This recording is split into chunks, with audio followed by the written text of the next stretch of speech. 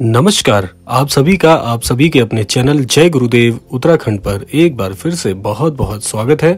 कामना करते हैं कि आप और आपके परिजन सभी स्वस्थ होंगे। इसी कामना के साथ बढ़ते हैं आज के इस अद्भुत क्रमांक की ओर। आज के क्रमांक में हमने शामिल किए हैं 3 ऐसे मुख्य बिंदु कि जीवन में भले ही आपका कोई भी लक्ष्य हो, जीवन में कोई भी आपकी मंजिल हो जिसे आप प्राप्त करना चाहते हैं, ये तीनों बिंदु का अनुसरण यदि आप अपने जीवन में प्रारंभ कर देते हैं तो निश्चित तौर पर आप अपने जीवन में सर्वस्व प्राप्त कर सकते हैं। चाहे जो भी आपकी मनोकामना हो, चाहे जो भी आपने अपने लिए सोचा हो, वो सब कुछ आप इन 3 मुख्य बिंदुओं से बड़ी आसानी से हासिल कर सकते हैं। तो आइए बात कर लेते हैं आज के इस अद्भुत क्रमांक पर और बढ़ते हैं आज के मुख्य बिंदुओं की ओर। सबसे पहला जो मुख्य बिंदु है ये महाराज जी से संबंधित है। जो भी अनन्य भक्त श्री महाराज जी में अपनी आस्था रखते हैं उनके लिए ये पहला बिंदु जीवन बदलने वाला साबित हो सकता है। एक वृतांत जुड़ा हुआ है। वृतांत है महाराज जी के श्री कैंची धाम का। महाराज जी के एक अनन्य भक्त नैनीताल से अपने मन की कुछ बात महाराज जी से साझा करने के लिए श्री कैंची धाम पहुंचते हैं और जैसा कि आप सभी जानते हैं महाराज जी अंतर्यामी है। जैसे ही अनन्य भक्त को श्री महाराज जी के समक्ष बैठने का मौका मिलता है, महाराज जी उनके बैठते ही तपाक से बोल उठते हैं कि अपने जीवन की परेशानी से छुटकारा पाना चाहता है तो एक अबोध बालक की तरह अपना जीवन जीना सीख। यहां पर महाराज जी ने एक सबसे बड़ी बात की ओर हम सभी को इशारा किया है।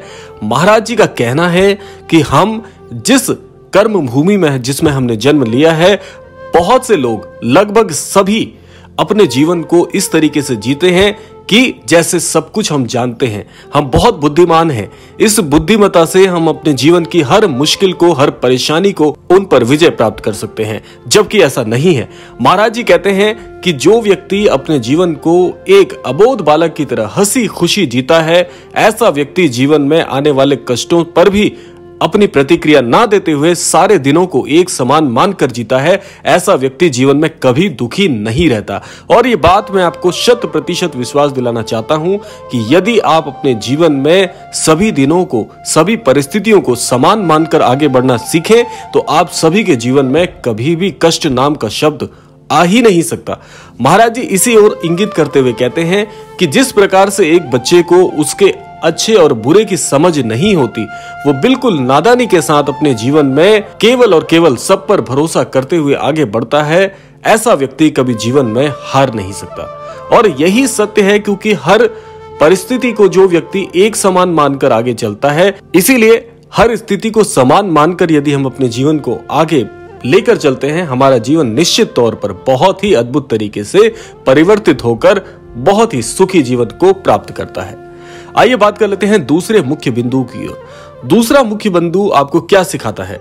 बहुत से लोगों का एक प्रश्न आता है कि हम अपने जीवन में बिल्कुल भी समय नहीं दे पाते, यानी कि हम आध्यात्मिक प्रवृत्ति को तो प्राप्त करना चाहते हैं, हम चाहते हैं कि भगवान से आशीर्वाद हमें बहुत मिले, लेकिन हमारे पास इतना समय ही नहीं होता हम मंदिर में जाकर ईश्वर के दर्शन कर पाएं।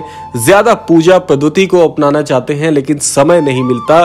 तो ऐसे लोग एक प्रश्न पूछते हैं कि कैसे हम एक सुखी जीवन जी सकते हैं। देखिए, एक ऐसा मुख्य बिंदु आज आपको बताएंगे जिसमें कि आप यदि ज्यादा समय आध्यात्म को नहीं दे पाते, लेकिन आप चाहते हैं कि आध्यात्म से मिलने वाला आशीर्वाद आप तक भी पहुंचे, तो सबसे बड़ी सीख श्री महाराज जी क्या देते हैं? महाराज जी कहते हैं कि आप जब जरूरतमंदों की सहायता करना प्रारंभ कर देते हैं, यानी कि व्यर्थ के आडंबरों से दूर रहकर भी यदि आप किसी जरूरतमंद की सहायता करना अपने जीवन का मूल मंत्र मान लेते हैं, आप बिना सहायता किए रह नहीं पाते हैं, तो समझ लीजिएगा कि आपके जीवन में बड़ा उछाल आने वाला है। सबसे बड़ा कारण क्या है कि ईश्वर केवल और केवल भाव के भूखे हैं। ईश्वर कभी भी आपसे यह नहीं चाहते कि आप हमेशा पूजा में तल्लीन रहें, हमेशा ईश्वर का नाम जाप करते रहें। अगर आप ये सब नहीं कर पाते हैं, समय नहीं मिल पाता है, तो भी ईश्वर क्या चाहते हैं कि जो औरों के विषय में सोचते हैं, हमेशा औरों के लिए समर्पित रहते हैं, ऐसे व्यक्ति पर ईश्वर बहुत जल्दी प्रसन्न हो जाते हैं। बल्कि ईश्वर आपकी आध्यात्मिक प्रवृत्ति में रुझान नहीं होने के चलते भी यदि आप दूसरों की सहायता करने को बड़ा मानते हैं, आप ये मानते हैं कि दूसरों की सहायता करना ही आपका मूल धर्म है, तब भी ईश्वर की अद्भुत कृपा आप पर हमेशा रहती है।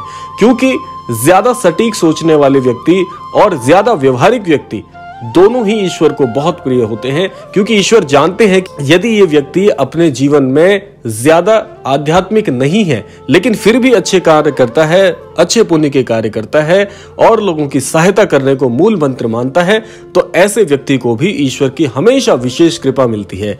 तो इस क्रमांक से मैं आप सभी को यही कहना चाहूंगा, जो बहुत सारे लोग ये प्रश्न भेजते हैं कि हमारे पास इतना समय नहीं होता है, तो भी आप इस आदत को अपनाकर महाराज जी के अनुसार अपने जीवन को बहुत ही अद्भुत बना सकते हैं। तो ये सीख आप अपने जीवन में शामिल करिए और जीवन को बहुत ही आसानी से बदलता हुआ देखिए। बात कर लेते हैं तीसरे मुख्य बिंदु की। तीसरा मुख्य बिंदु सबसे सरल है और वह है स्वयं को प्रसन्न रखना। बहुत से लोगों की एक आदत होती है कि हमेशा कोई ना कोई असमंजस में रहते हैं। ऐसा करने से क्या होता है, मैं आपको आज एक व्यवहारिक कारण भी बताऊंगा कि जो व्यक्ति हमेशा हर हाल में प्रसन्न रहने की प्रवृत्ति को अपनाते हैं, ऐसे व्यक्ति के जीवन में भी ज्यादा समय तक दुख टिक ही नहीं सकता। ऐसा क्यों होता है, आइए पहले इस बिंदु पर बात कर लेते हैं। ऐसा इसलिए होता है क्योंकि जब कोई व्यक्ति हमेशा अपने जीवन में प्रसन्न रहने को मूल मंत्र मानकर आगे बढ़ता है, तो उसके अंतर मन में एक सकारात्मक ऊर्जा का जन्म होता है और ऐसी सकारात्मक ऊर्जा ज्यादातर उसके प्रसन्न रहने से हमेशा उसके इर्द गिर्द वास करती है।